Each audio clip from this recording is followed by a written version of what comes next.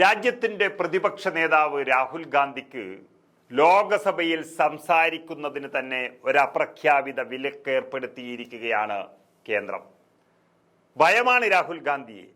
ലോകസഭാ speaker Om Birla പാർലമെന്റിൽ സംസാരിക്കാൻ സ്ഥിരമായി ഇപ്പോൾ അവസരം നിഷേധിക്കുന്നതായി പ്രതിപക്ഷ നേതാവ് രാഹുൽ ഗാന്ധി തന്നെയാണ് ഇന്ന് തുറന്നു പറഞ്ഞത്. കുറേ ദിവസങ്ങളായി രാഹുൽ ഗാന്ധിയെ കാണുമ്പോൾ മൈക്ക് ഓഫ് ചെയ്യുക, അല്ലെങ്കിൽ സ്പീക്കർ എഴുന്നേറ്റ് പോകുക, അല്ലെങ്കിൽ മറ്റുള്ളവരെ പറയാൻ ക്ഷണിക്കുക തുടങ്ങിയ കലാപരിപാടികളാണ് സ്പീക്കറും കേന്ദ്രം ഭരിക്കുന്ന BJPയും പ്ലാൻ ചെയ്തിട്ടുള്ളത് എന്നാണ് വ്യക്തമാകുന്നത്.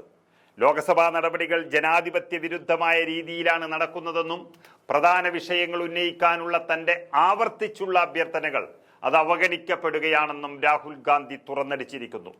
എന്താണ് ഈ രാജ്യത്ത്, അല്ലെങ്കിൽ എന്താണ് ഈ രാജ്യത്തിന്റെ ജനാധിപത്യ സംവിധാനത്തിന് സംഭവിക്കുന്നതെന്ന് തനിക്കറിയില്ലെന്നും താൻ അദ്ദേഹത്തോട് സംസാരിക്കാൻ അനുവദിക്കണമെന്ന് അഭ്യർത്ഥിച്ചപ്പോഴെല്ലാം തന്നെ നിരസിക്കുകയാണെന്നും രാഹുൽ ഗാന്ധി തുറന്നു പറയുകയാണ് സ്പീക്കറെ കുറിച്ച്.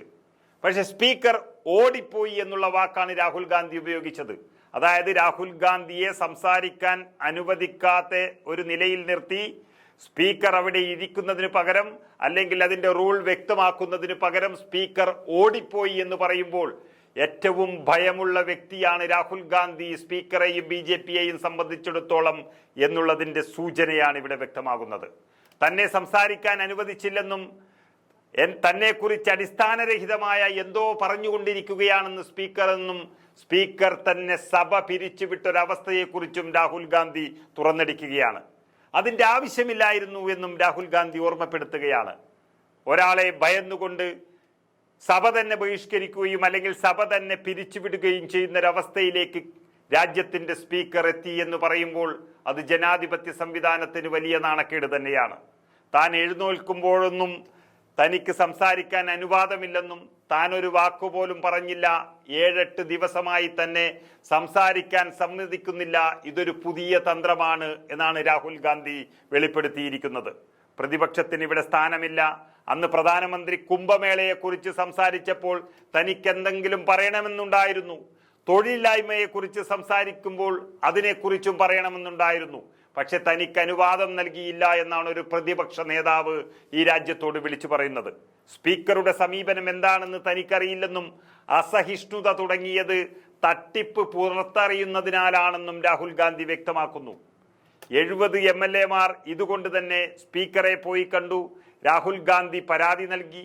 സ്ഥിരമായി ഒരു പ്രതിപക്ഷ നേതാവ് അടക്കമുള്ള പ്രതിപക്ഷ അംഗങ്ങളെ അപമാനിക്കുന്നത് ഒരിക്കലും ജനാധിപത്യ രാജ്യത്തിന് ചേർന്നതല്ല എന്ന് സ്പീക്കറോട് പ്രതിപക്ഷ അംഗങ്ങൾ വ്യക്തമാക്കുകയും ചെയ്തു.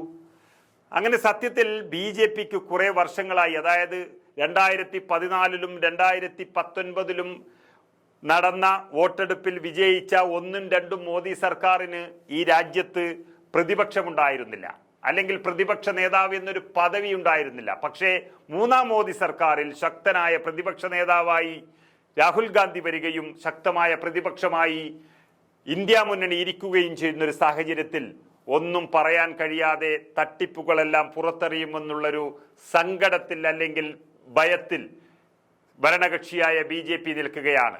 ഭരണകക്ഷിയായ NDA സഖ്യത്തിന് ഇപ്പോൾ രാജ്യസഭയിലും ലോകസഭയിലും അവരുടെ അഴിമതിയും മറ്റുള്ള കാര്യങ്ങളും കൊണ്ട് പിടിച്ചു നിൽക്കാൻ കഴിയുന്നില്ല എന്ന് പറയുമ്പോഴാണ് അവിടെ പ്രതിപക്ഷ നേതാവിനെ സംസാരിക്കാൻ പോലും അനുവദിക്കാതെ സ്പീക്കർ തന്നെ ഓടിയൊളിക്കുന്നൊരു സംഭവം സംജാതമായിരിക്കുന്നത്. സത്യത്തിൽ ഇത് ഇന്ത്യ ചരിത്രത്തിൽ തന്നെ ഇല്ലാത്തൊരു കാര്യമാണ്. ജനാധിപത്യ സംവിധാനത്തിനും ഇത് പുറത്തുനിന്ന് കാണുന്നവർക്കും വലിയ ഒരു അരോചകമായി തോന്നാം.